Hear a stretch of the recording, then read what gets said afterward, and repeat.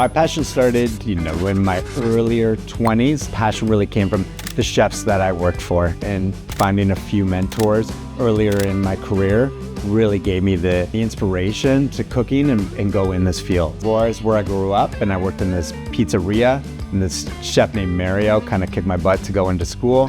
And then I went to Humber College, and then from Humber I started my career as an intern at Canoe in the Oliver Bonaccini group. And my first real chance of putting a menu together and cooking my own food was at Canoe my second time around, when I was a sous chef running the daytime lunch menu. And my chef there gave me an opportunity, like, hey, this is your menu. Start pushing, be seasonal, be creative. And that's the time where I felt that ownership, and that felt really good.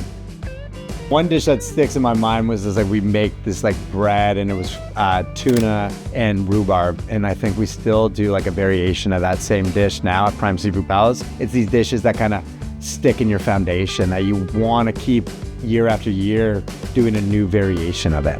And I think that's very similar to fashion too. You have your foundation, and then you want to be inspired by new trends in the new year. My personal style is very focused on workwear.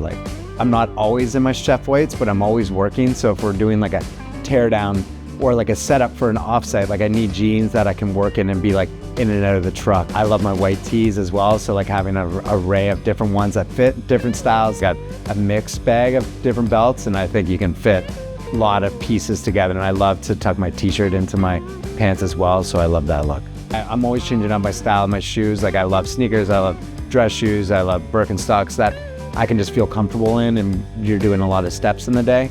And it goes back to the workwear pants. I want pants that I can live in, feel comfortable, feel that I can cook in, move, but also feel tailored, and you always gotta look presentable.